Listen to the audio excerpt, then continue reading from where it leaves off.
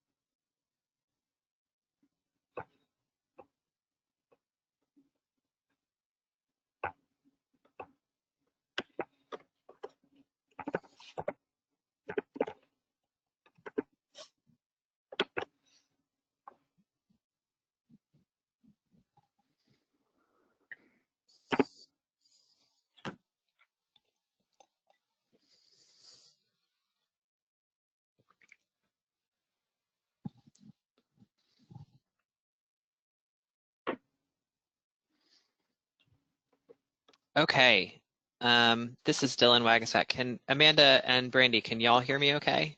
Yeah. Okay, Yep. so folks, our attendees should be able to hear me then. So I will go ahead and get us started. Just sort of a housekeeping note before we jump into this. Folks should have a control panel that they can use to ask questions. We're going to pause a couple of times to do some Q&A and to respond to those, but folks should feel free to sort of ask them as they come to mind. If we answer them, as part of the presentation, that's fine. We'll sort of go past them. But if not, we wouldn't want you to forget your question just for the sake of waiting until it's Q&A time. So feel free to just add those in. And if they're relevant to the discussion as it's happening, we'll probably answer them as we move forward. So Brandy, if you want to move us to our first slide. So we just want to introduce ourselves briefly.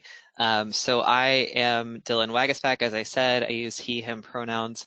I'm the Public Policy and External Affairs Director at True Colors United. And before I joined this organization, I worked on some federal policy, doing some contract lobbying. Before that, I was in Louisiana, where I did a lot of legislative advocacy and regulatory advocacy around the issue of youth homeless and a little bit more broadly child, youth, and family homelessness. I did that while I was at an organization called Louisiana Progress, where I sort of started my career very early on as an intern, and when I left, I was the executive director. And that was just part of our focus. We were a little bit more broad than that, working on safety net issues. And then Brandy, who is my co-author, is a staff attorney at the National Law Center on Homelessness and Poverty. And she worked with the Law Center also as an intern and a postgrad fellow working on housing policy in the Violence Against Women Act and also research projects. And Brandy is a University of Michigan Law School graduate who focused during law school on veterans and legal challenges that they faced after their service. She studied civil rights and constitutional law. And Brandy and I are both from Louisiana, which we love. So hope there are some The very Louisiana best people one. here.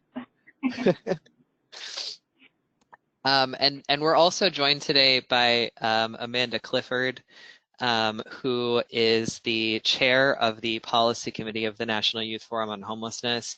Amanda is policy and advocacy associate for the Bill Wilson Center, which is a nonprofit agency serving youth and young adults experiencing homelessness in Santa Clara County in California. She is working on federal, state, and local policies for youth experiencing homelessness. She's focused on how homelessness intersects with criminal justice legal system and how to decrease youth incarceration. And Amanda is going to walk us through a case study in a bit around sort of advocacy and how you can use tools like the State Index to advance policies on the state level. So we're super excited to have her here today.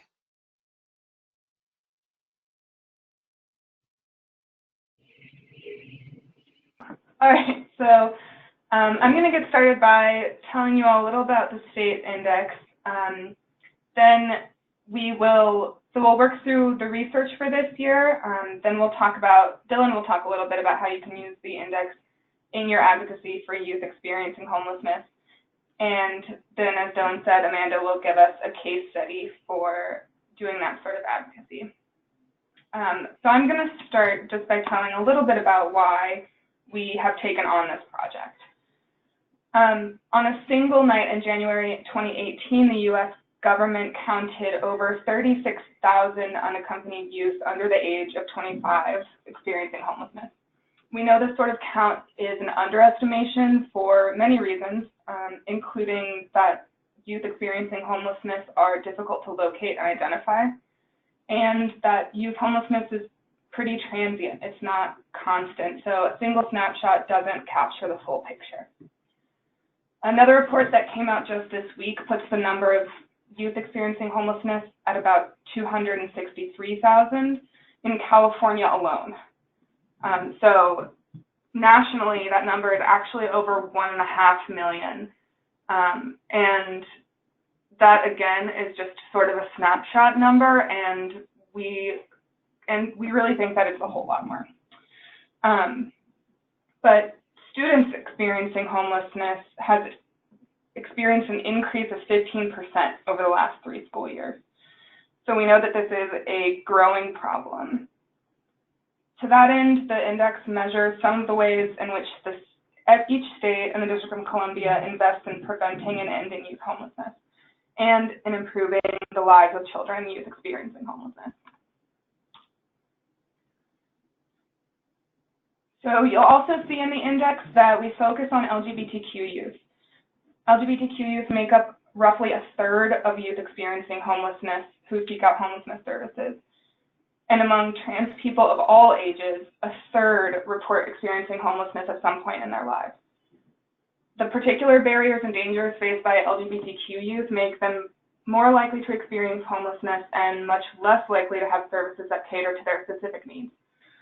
So you'll see that we hold states accountable for all youth experiencing homelessness, especially at this time when federal and state governments are dismantling protections for LGBTQ people, and because LGBTQ youth make up such a disproportionate number of youth experiencing homelessness. So this report includes metrics specific to them and whether states require training about sexual orientation and gender identity and expression, and whether conversion therapy is banned in states.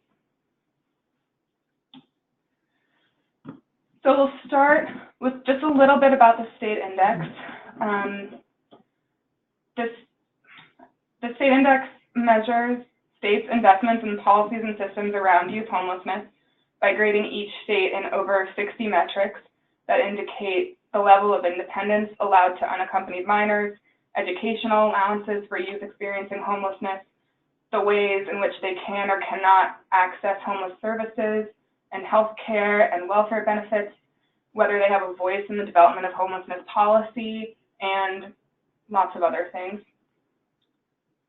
The report includes state scorecards, one for each state, showing how each state scored in our 3 major categories, which I'll get to next.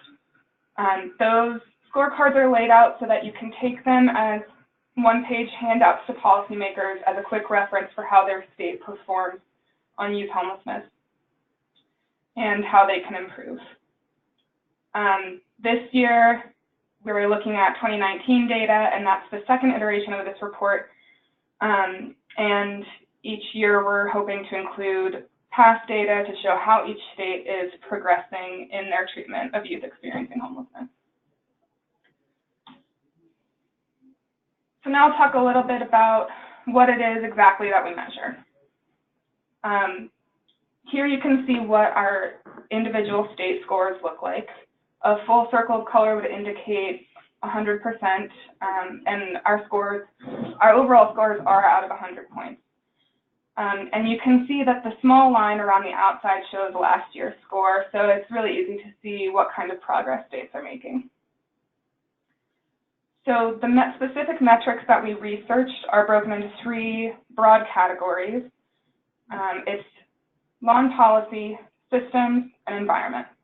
Law and policies are primarily those that are on the books, written down in state law and policy guidelines. Sometimes policy can mean something that's not written down, something that's just a standard practice, and we try as hard as we can to get at those, but obviously those are hard to research on this level. Systems are features of an institution or organization that influence policy and program implementation, and environment are the physical and social and economic factors that influence that implementation. And you'll see examples of those in a few minutes.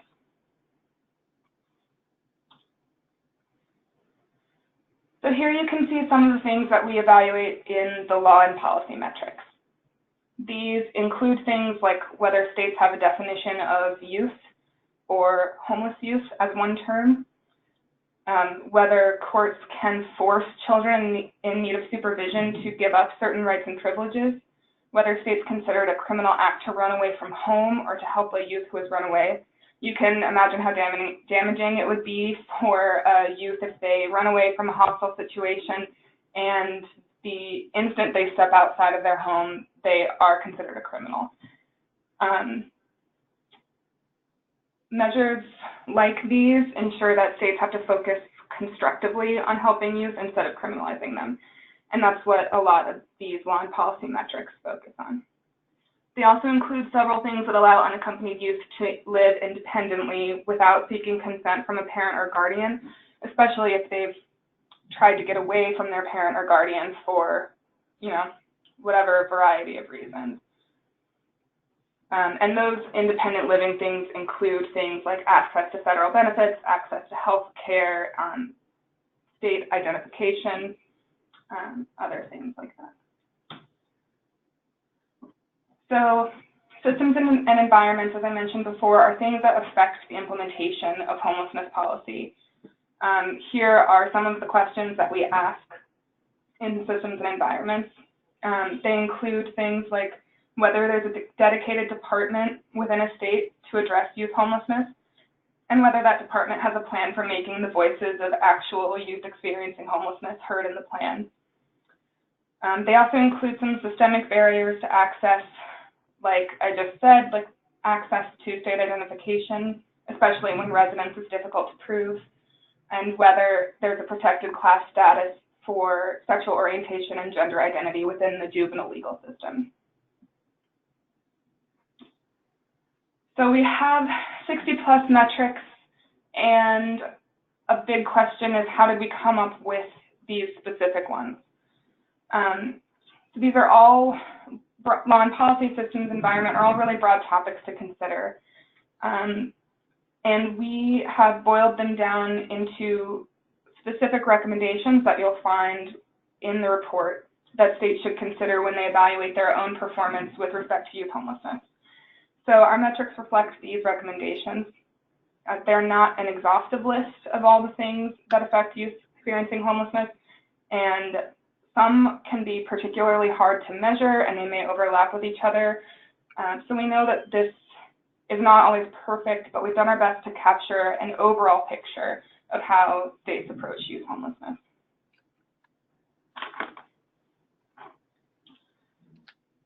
So this year you'll notice that some states have moved up or down in the rankings more than you may have expected. Based on feedback from the advocates and service providers on the ground, and to better reflect our high priority recommendations, we've shifted the weighting on some of our metrics. You can read a little bit more about that in the full index, and I've got just a little bit here for you to see, but we wanted to point that out so that states know that they are not, if they've experienced big jumps, especially downward in the rankings, that's typically not because something bad has happened, but more because we've changed our research method.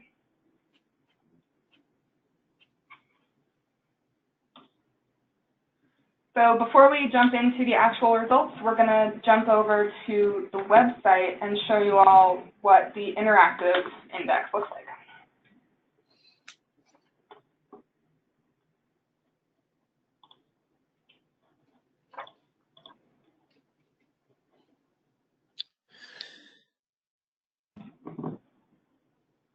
Okay, so if folks, and this went live earlier this morning, so if folks visit truecolorsunited.org/index, they'll see the 2019 state index has been uploaded to the site, and folks will be able to navigate that to look at the report and a number of other resources. So I want to point out first, we have this interactive map here so that folks can very easily go to their state, highlight it, see where the score is, see where the ranking is, and then click through. Brandy, if you want to click through on one and show folks our home state of Louisiana, the report that we have, or the breakout information that we pulled for each state's scorecard, we've included on the website so that people can access that pretty easily straight away, see what their score is this year. It also shows, you can see the line around this little graphic shows what last year's score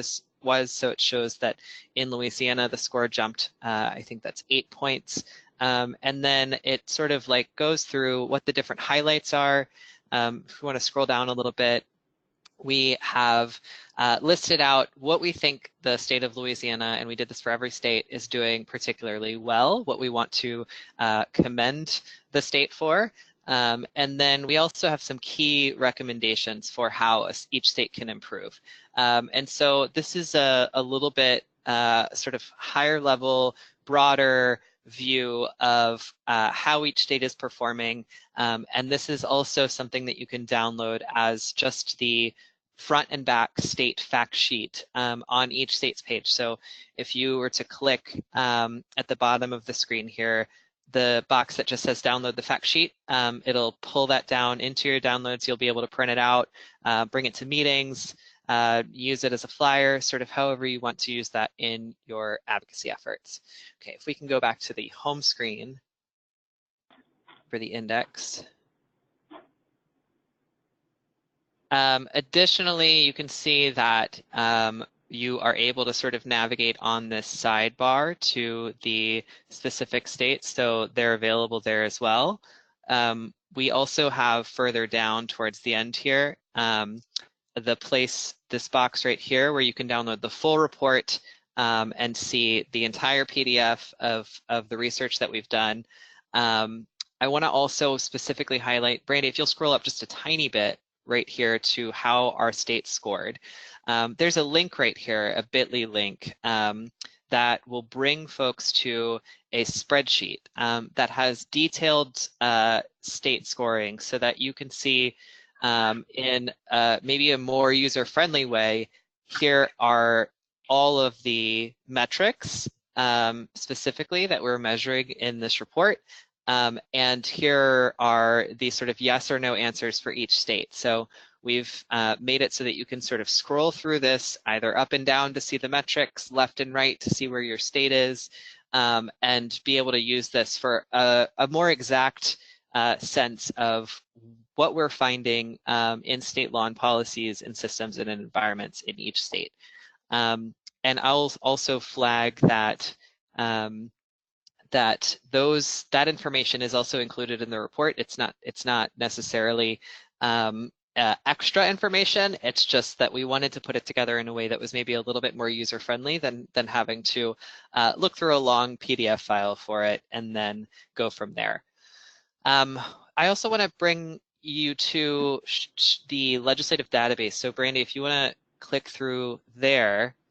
So we pulled, and the report has an appendix in it with a few examples of legislation that states have considered around the issues that we talk about in this report. But we know that, you know, like that can get very long. We don't want to have an appendix in our report that lists, you know, 20 bills in it and clogs up everyone's printers and uses up all of your ink. So we wanted to create this page where you can look at a few different bills that we just wanted to highlight for folks as potential opportunity areas in different states. And one of the things that you'll notice, and we'll talk about this a little bit more later, is that the states that we're talking about are pretty, they are pretty wide ranging as far as geographic area, as far as like political climate. Pretty much every region of the country has a state or two that's really kind of blowing this issue out of the water, is doing a fantastic job at addressing it. And so everyone should have some state that they can look to nearby to see, well, what is this state that is sort of similar to ours doing on this issue, which hopefully is of some use to folks. That is all we want to show on this website for now, but I hope that folks after the webinar today will visit it and will, spend some time looking through it and seeing all of the different resources that we put together. Great, thanks, Dylan. No problem. So now we'll jump into the actual results. Our highest score is 78 out of 100 overall. Those are for California and Massachusetts. But I really want to note that that means our highest score is a C+.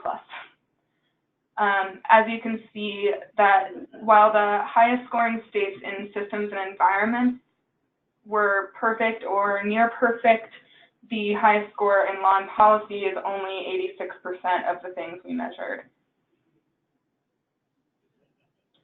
Here you can see our top 5 and bottom 5 states. Washington is a little bit of an outlier in the top 5 because all the others score in the 70s, but Washington's only at a 67. So you'll see some pretty big jumps in the rankings like that. 26 states score in the 40s and the 50s overall, with only 14 scoring under 40 and 3 bringing up the rear under 30. It's not listed in the top 5 here, but a large jump downward was in Iowa, and we want to stress again that some big jumps downward are not really, as we've seen, the result of a state doing any negative implementation, but more so as a result of the way we've weighted things. And jumps in the rankings also just mean that other states are improving well. So states that have seen themselves go down in the rankings shouldn't take that as discouraging. And I'll jump in here too. Something that I want to point out is that it can maybe be an easy assumption for folks to make that when we look at these top 5 highest scoring states, we might think to ourselves, well, these are politically very liberal states, and so maybe that is part of why they've ended up scoring high in this index. I think that one of the things that we have noticed as a trend throughout this research is that the political climate seems to have less to do with that than population density and how and the number of young people who are experiencing homelessness in any given area. And so states like California, New York, Massachusetts, Washington, and the District of Columbia have maybe had this issue a little bit more top of mind, a little bit more present in public policy because it's a more visible issue there. And so we really think that some of the difference in where states are providing those state level interventions has more to do with that than it does political climate, because again, we see in every region of the country and sort of like a broad range of like political difference, states that are doing pretty exceptional work in these areas. So I just want to flag that so that we're not, through these maps and through our rankings generally, giving the wrong impression around like where this is politically viable.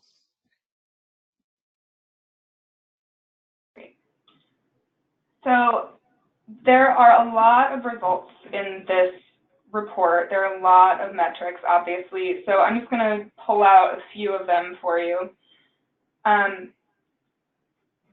Only 29 states define the term youth in their statutes, and that's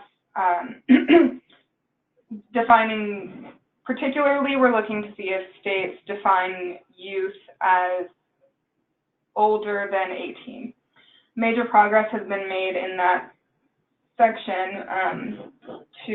Many states are including persons older than 18 in child welfare and juvenile legal systems. Excuse me.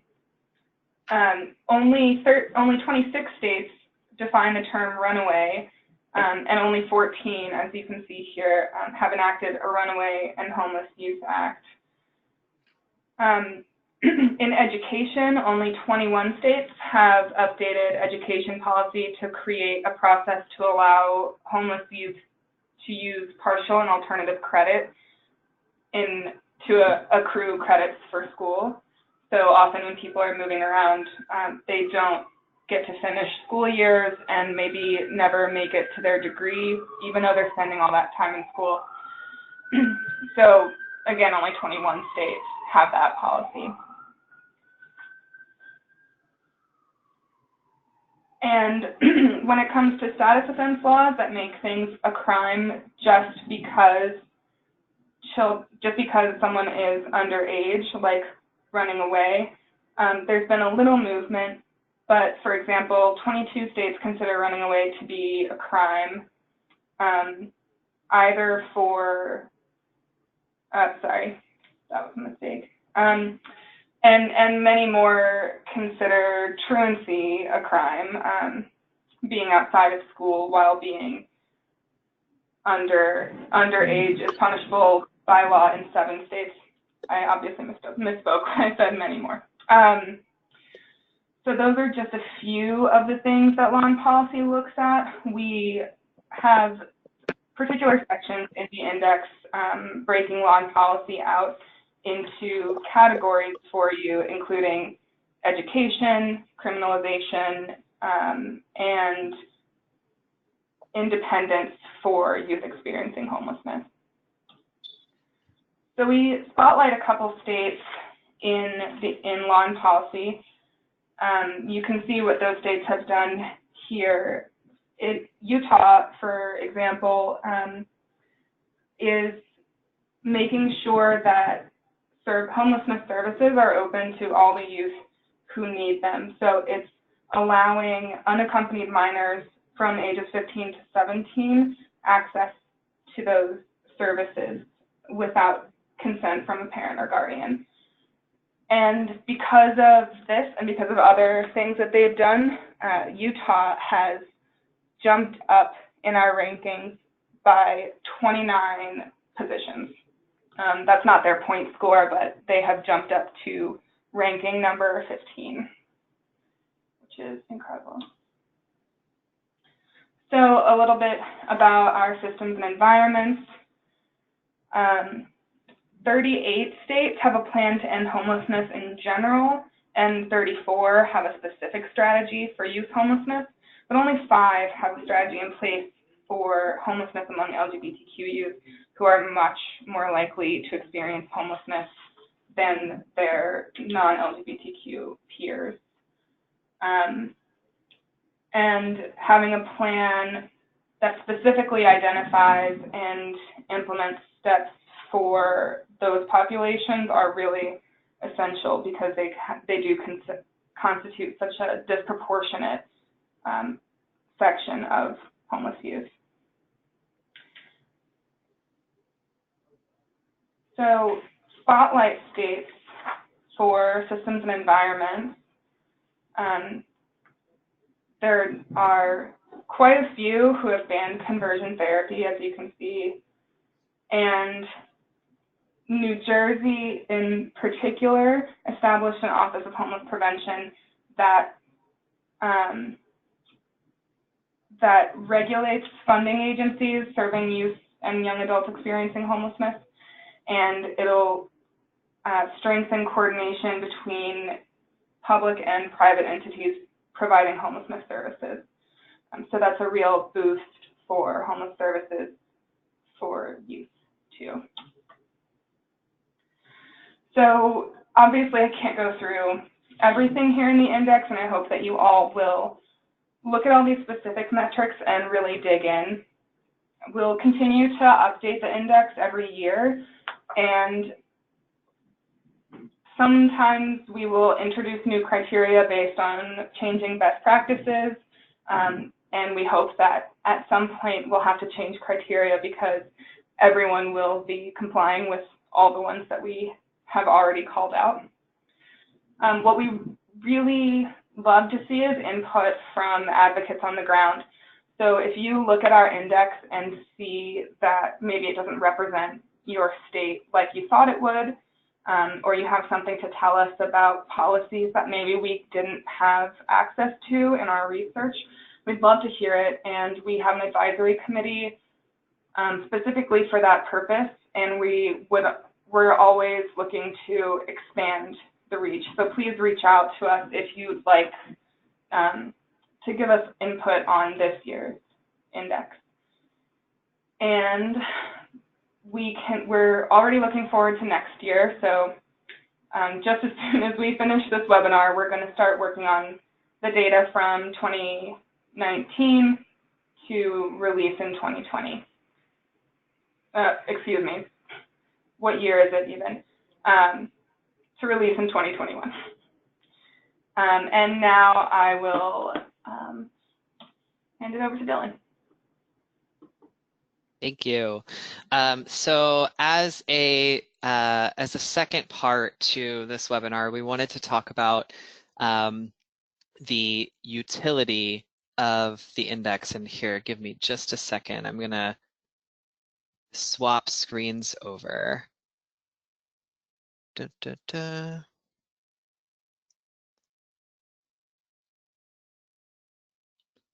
Okay. Let's see if folks can see that my slideshow is loading. Sorry, I didn't expect it to work that way. No, it's all good. It's all good. Let's see. So here we are. All right, and Brandy, I'm going to hit present, and if you can tell me if this is working for you, I'll go ahead. Yep. Great. So we want this state index to be not just a source of information, not just a series of recommendations, but truly like a tool that people can use to advance some of these policies that we're recommending in their states, right?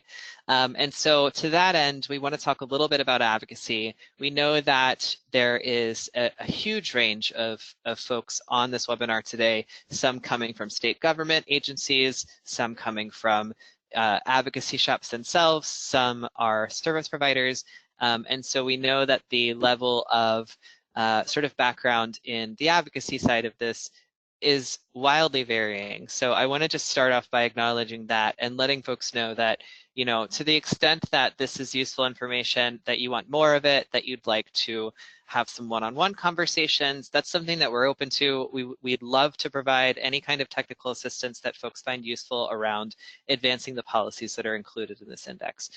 So you'll have our contact information at the end, and please do feel free to reach out to me if those are conversations that you'd like to have around your state and what needs exist and how you might be able to move some of these forward. So with that in mind, I will jump into some thoughts around just like questions and strategies that people can start to use to think through how they might advance some of these policies. And I think that like anytime that I'm starting an advocacy campaign or that I'm thinking about how are we going to change this law or how are we going to change this policy, the first question is, well, who can help?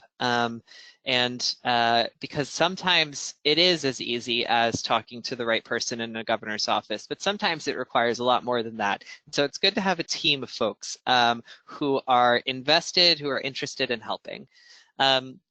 So depending on who you are, right, you would look to potentially providers and other stakeholders, teachers, McKinney-Vento liaisons, people who are specifically running services for youth experiencing homelessness, for young parents, child welfare advocacy organizations, youth-focused organizations, referral agencies. There are all kinds of folks who, while they might not directly be working on policies around youth homelessness, who are seeing the issue of youth homelessness in their lives, in their careers, and who are primed in that way to step in.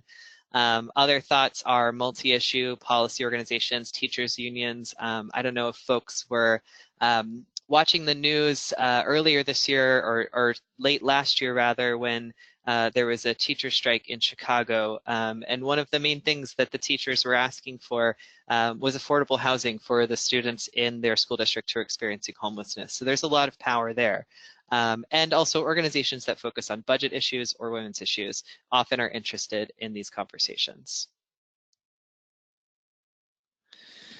So you have your partners, you have a sense of who you can bring into the room for these discussions, and what's next? Well, if there is a need to pass a policy through a legislature, you'll need a legislator who's willing to champion it.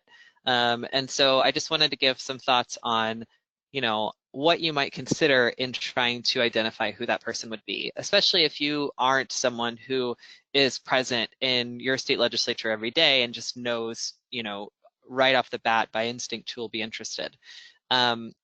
There's some important things to consider. So committee membership, right? If a legislator is a member of just the transportation committee and the agriculture committee, they might not be a great fit as far as like expertise and background in this issue. But a committee that handles social services, they might have already had these kinds of conversations and have a little bit more background, or a committee that appropriates funding for different services, that legislator might be really well equipped to handle a bill or a policy change that would require an increase in funding. And then legislative background. So, sometimes you can see based on other things that a legislator has worked on in the past that they have a particular interest in an issue.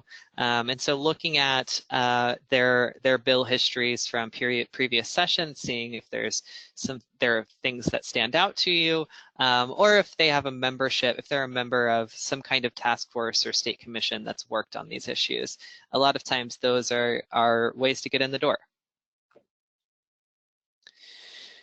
And then when you go and ask them to do this and start this conversation with them, you're going to want to, sort of be prepared for that meeting and be prepared to have that conversation in a way that might convince them to take up your cause. So just like some brief tips here, staying on message, right? Gauging where they are on your issue, and then trying to move them along. Being polite is a big one. You wouldn't maybe even imagine how often folks don't get that one right, and it can harm the cause. And then who you should bring with you. You can do these meetings alone, but a lot of times it's helpful to bring folks who can contribute maybe an aspect of the conversation that you can't. So a young person with lived experience of homelessness, an expert, and I put that in quotes because we're all experts in our different ways, right? But someone who has specifically worked on these policies before could be helpful.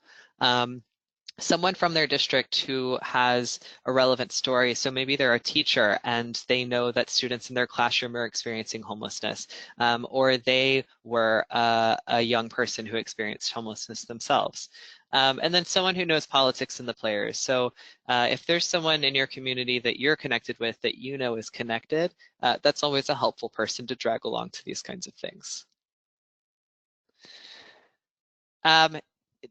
I think that for the most part, folks likely know sort of what the legislative process looks like in vague terms. We talk about it in our state index report. So if you look at the report, you'll see that there is a section that goes through, the basics of how a bill becomes a law, and where sort of advocacy can play a part in that. But needless to say, the first test of a bill is its committee hearing or a subcommittee hearing, depending on the state. And sometimes it is important to prepare for that hearing by having folks get in touch with the legislators who sit on the committee and have conversations with them about why they support the bill. That conversation would typically be with a legislative aide, not with the legislator themselves. And it is their job to answer the phone, to have that conversation, to mark down a constituent support, and to pass that information along. And to that end, if you have an audience of people who you think would be interested in taking that kind of action, or if you feel like you can use your email list or your social media presence to try to make that ask, A way to make it really easy for folks is to provide a script, because very few people have ever called their legislator before. They get far fewer calls, I think, uh, than than I would want them to get on all kinds of issues, and so people might not necessarily know what to expect. So if you give them 2 sentences, right, that they can that you can fill in the blanks in, tell them to say their name, to say where they live, to ask them to support or oppose a bill, or to say, I'm really interested in these issues, and can you tell me if we can stay in touch as anything advances relating to them. Um, and then this is like pretty specific here, but um, if you are preparing for a committee hearing, something that can be helpful is recruiting people to provide testimony at the hearing. State legislatures are accessible in this way, and in ways that Congress just isn't. So you might be familiar with hearings in Congress where you have to be invited, you're vetted by staff, but at state legislatures, it really is about soliciting the public's opinion as public policies are moved forward. And so you can jump into a state legislative hearing and provide some testimony. And that's a great thing to do to help get your points across and make sure that there's an opportunity for legislators to hear why this is important. And then just some other thoughts around how you can support it. So I mentioned earlier, one of the things you might think about doing is providing this kind of information of how folks can take action through social media or through your email network. And then there's also things like letters to the editor or media advisories. I think a lot of folks think that you have to be affiliated with an organization to get in touch with the press and talk about an issue, but that's not true. Anyone can send out a media advisory, and if that's something that folks want to figure out how to do, again, that's something that you can get in touch about. Okay, we're going to pause there and then maybe pull up if there are any questions. And I don't know, Brandy, I can't see the question bank, but can you tell us if there's anything?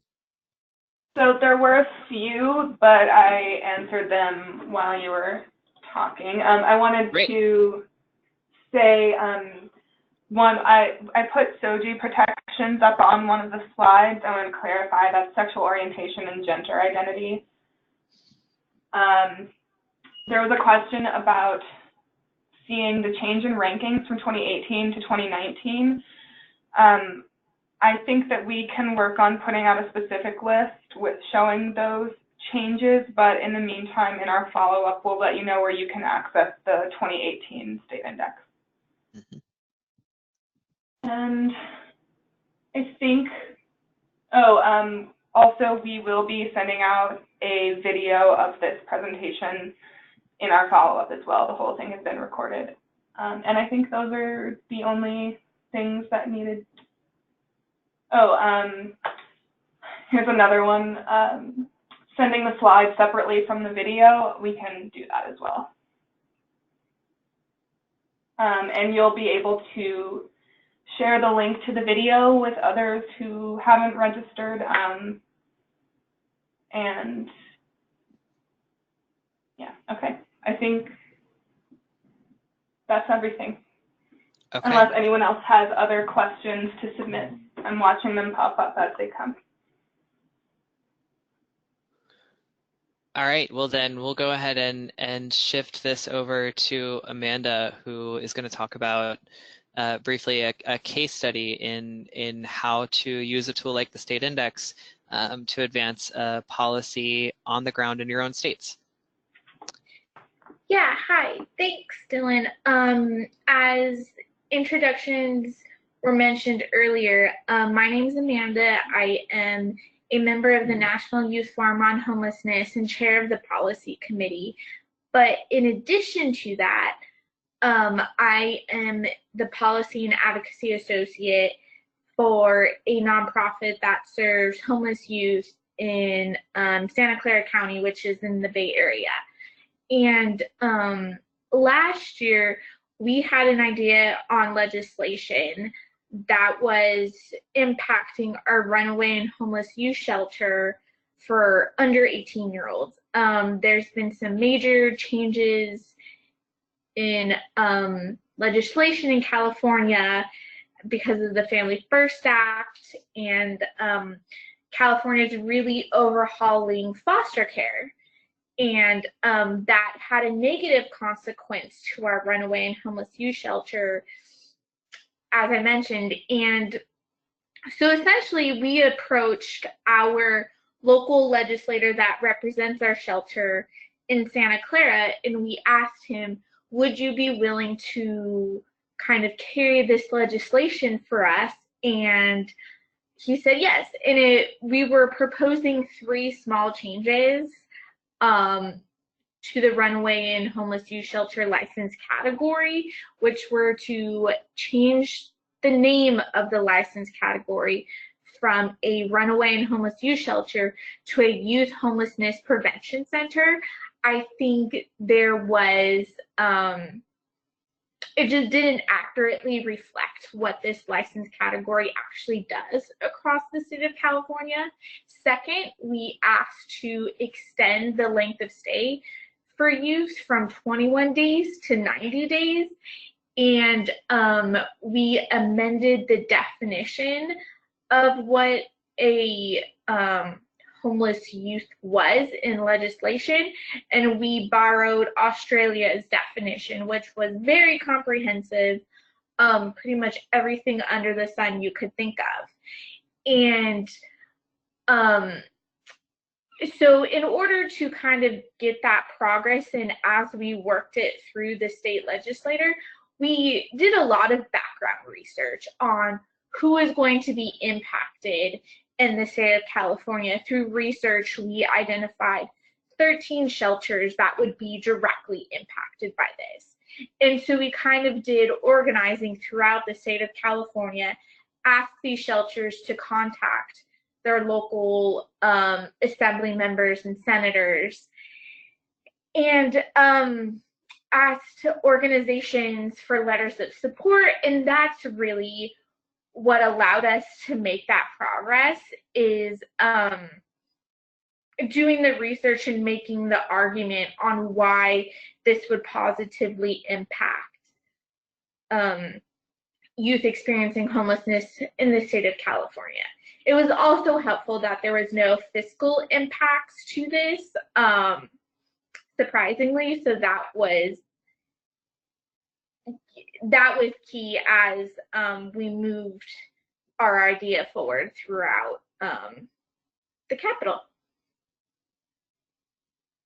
And yeah, so I think that was a really great case study that I wanted to highlight, because it was so organic, and we had an idea, we brought it up to the assembly member that specifically represented our runaway and homeless youth shelter, and we just had an awesome team to push it forward. Thanks, Amanda. And do I remember correctly that you shared with me that that the bill essentially moved all the way through the process unanimously? Yes. Yeah, with no dissent at all, right? Yes, absolutely. So it passed through the assembly all the way from committee to the floor on consent. It was going to have that same path through the Senate, but California has this really weird, archaic rule that it has to be heard at least once in committee. So that was the reason why it didn't pass all the way on consent in the Senate as well. And yeah. That is fantastic. And something about that I want to flag is again, I know that this is sort of I'm almost repeating myself here, but one of the things that I don't want anyone to take away is any ideas that like this is necessarily easier in states that are considered more liberal. And so this was Amanda's experience in California, but in Louisiana we had almost the exact same experience. where we were able to bring you know, some really important policies to our state legislature, and not a single person voted against them. And so that's really, if with the right preparation and the right voices in the room, that's an experience that could happen on the right issues in any state. Yeah, and to that point, Dylan, I think the reason why we had so much success is because we really did the research, figure out who was going to be impacted. We talked to the Department of Social Services to make sure they didn't have any concerns. So we just did a lot of outreach and organizing, which made the process so seamless. And through the Assembly and the Senate was just really doing that research and that groundwork as the legislation was moving through both houses. Excellent. And Dylan, we had a question come through about that conservative versus liberal state distinction that you made earlier, and since it's come up again, do you have more to elaborate on that? Sure. I mean, you know, one of the things that I think I mentioned earlier is that there are strong states in every region of the country in the index, and you know, I use strong relatively, right? Because as Brandy pointed out earlier, only 4 states earned what we consider to be a passing grade, over 70 out of 100 points. But you know, like anything, and especially in this issue, like, progress is relative, and that's the point of the index, is to sort of see where things are moving quickly and where they might not be moving at all. And Louisiana and Tennessee in the South, you know, do particularly well compared to their neighbors. West Virginia as well. Up in the Midwest, we're seeing a lot of movement in Minnesota, and out in the West. You know, like, the fact that Utah is the state that is moving, you know, with the most velocity toward a high score right now is telling. None of these are liberal bastions, right? These are states that are just like your regular, everyday, purplish, moderate, lean right states. And when we're talking about youth homelessness, that doesn't create an added challenge. It might create an added psychological barrier, but when it comes down to it, these are policies that really we can be having conversations about no matter where we live.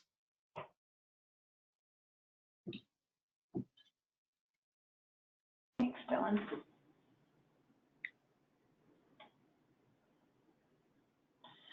Okay. I think that actually that is where we are, though, is we've got a few minutes left here, and want to open it up more broadly for questions. So any question that anyone has, feel free to jump into the chat box, and Brandy will tee those up for us.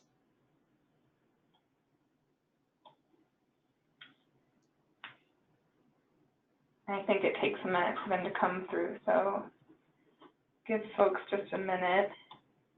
And I will say now, while I wait for that, we have just a couple polls when we finish up, just to gauge what information you came here with and what you'll be leaving with, and we'd really appreciate it if you would participate in those.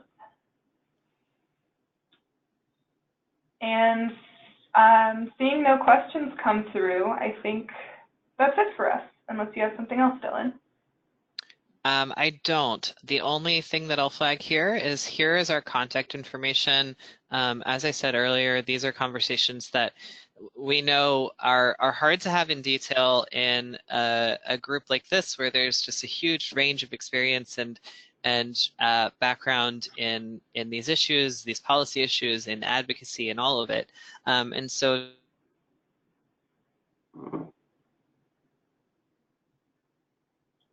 Dylan seems to have cut out.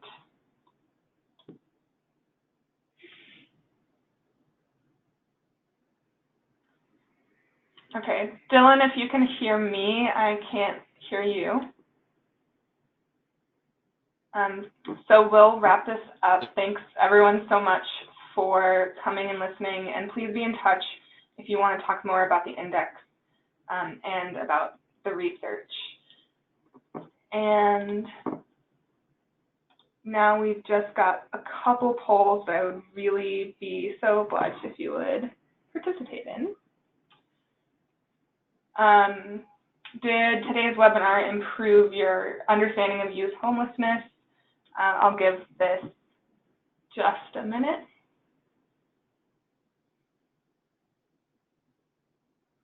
And I know that a lot of you were already involved in this, so don't feel bad about your answers.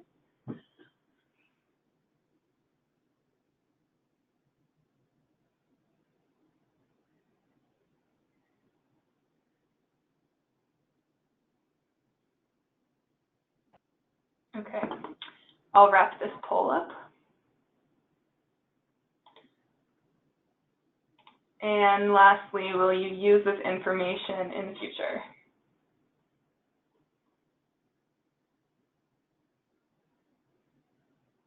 The response is looking outstanding. Thank you all so much. I hope that this information is useful for you.